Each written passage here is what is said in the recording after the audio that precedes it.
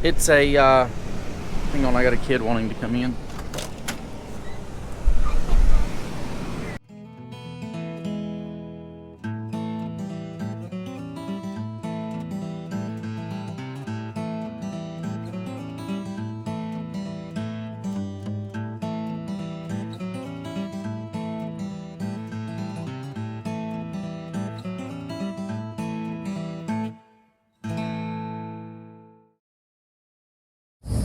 So I wanted to talk to you a little bit, I don't know how loud the generator is, sorry it's running, we're filling up with water, about life in a 20-year-old motorhome. This motorhome is a 1996, so it's older than when we graduated high school. We graduated in 98.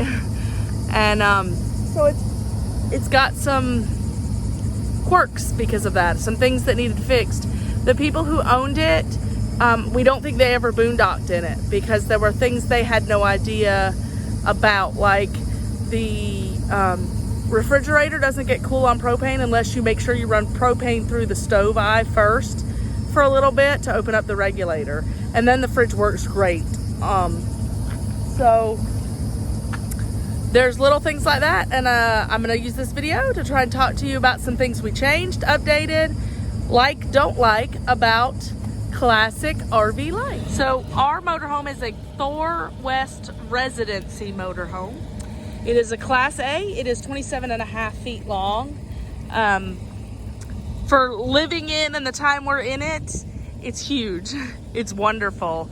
It doesn't quite have enough outside storage for us, but we're figuring that out slowly, what we need and don't need. And it's amazing though.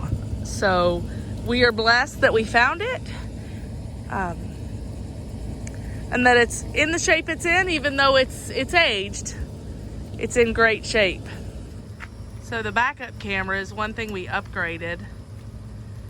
The backup camera worked sporadically that was on here. It was poor quality when it did work, and so we bought one on Amazon. It's done good so far. It's a Bluetooth, so we didn't have to run wires all the way through. He just had to run the power wire and seal it back up there. He was adjusting it because it was too close. He couldn't see so far behind him.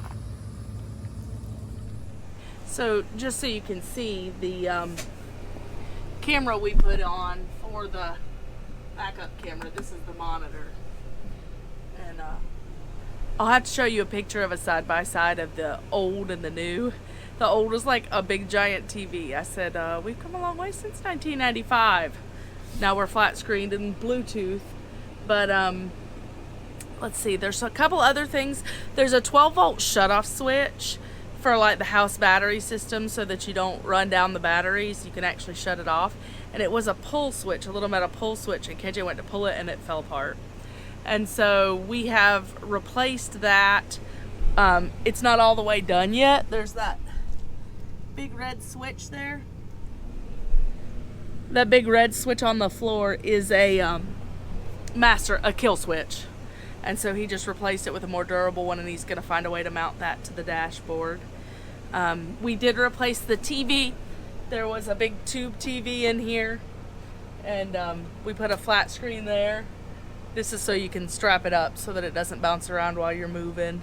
Oh, one of the other things we had to replace was the water pump. When I would turn on the sink, the water would just kind of fall out of the faucet. I say there was no pressure, and KJ said that's wrong. When you say there's no pressure, nothing comes out. But it would just fall out, like it wasn't being pushed out. Right. And so anyway, the pump was pumping a little, but not very good. And so we got a new water pump, and like the sprayer in the sink sprays so hard that it splashes out of the sink. It's amazing. And so that is one of the things we had to replace. Those of you who watched some of our earlier videos know that we had to replace a tire. It would be this tire right here. These are the old tires. We've got to look at dates, and we're probably gonna have to replace some more of those. One of the things we did not know, oh, my water's full, hold on.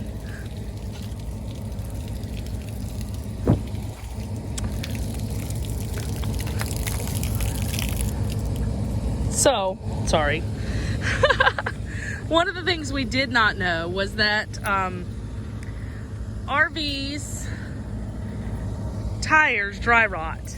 I guess all tires dry rot. I should say I did not know. KJ probably knew that, but we didn't think about it. And so when we took her on her maiden voyage, one of the tires, there you go, delaminated, I guess is what they call it. I don't know. The tread came off the tire. And thankfully we weren't going very fast. We had just pulled out of a rest area, but it was on a Sunday. And for those of you who watched our previous videos, we talked about that a little bit. But God looked out for us and we got a new tire. And so that was another thing we had to replace. But now Jeremiah and I are going to do some maintenance. When we bought this RV, the struts that hold the doors up were dead, and so I'm replacing the struts so that the doors stay up. I've got 2 more compartments to do, and Jeremiah is helping me with that.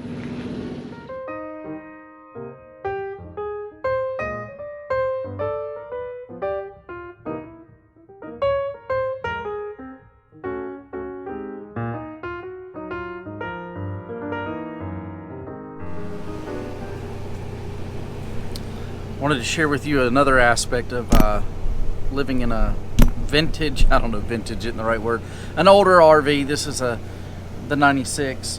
So as you know, RVs have 2 electrical systems. There's a 12 volt and then the 120 volt or 110 or whatever it is, the AC and the DC.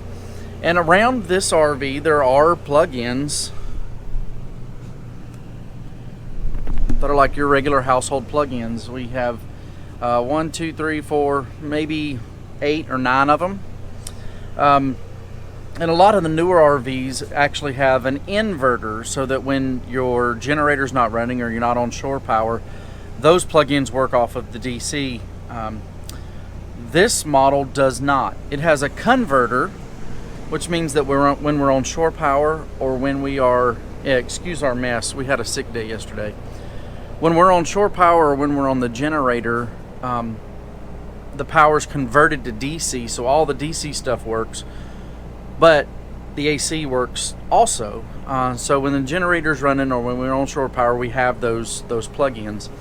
That became a problem that we realized early because my CPAP needs to run at night, and staying here in the National Park campground, we don't have shore power, and we have to turn the generator off at night for quiet hours. And so what we did is we got a Jackery. I don't know how many of you are aware of Jackery.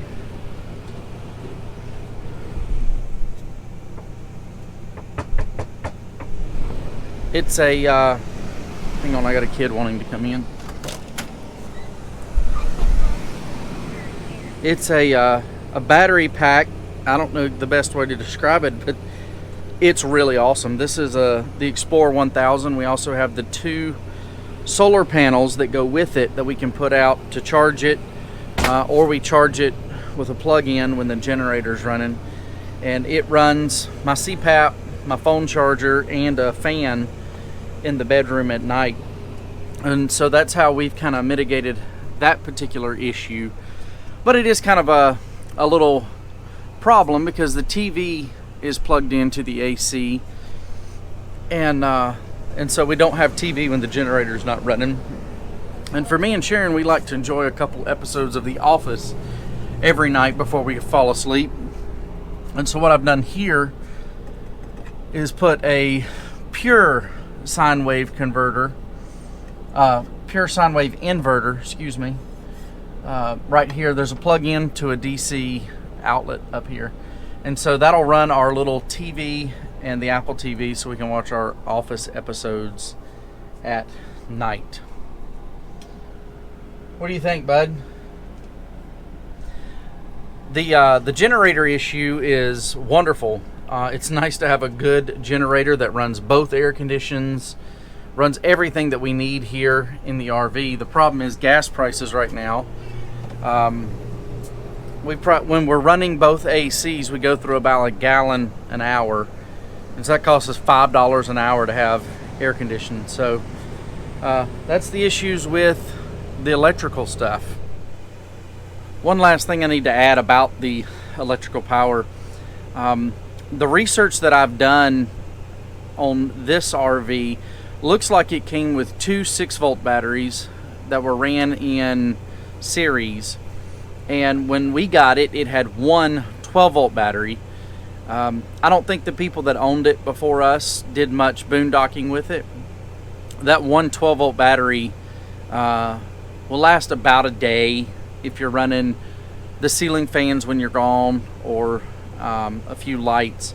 And so what I did is I put another battery in there. So I have two of the Blue Top Deep Cycle Optima batteries in there, and they're ran in parallel, side by side, and we've had no problems. We've gone 2 days and still didn't run out of power to our water pump, ceiling fans, lights at night, running the inverter to watch The Office at night.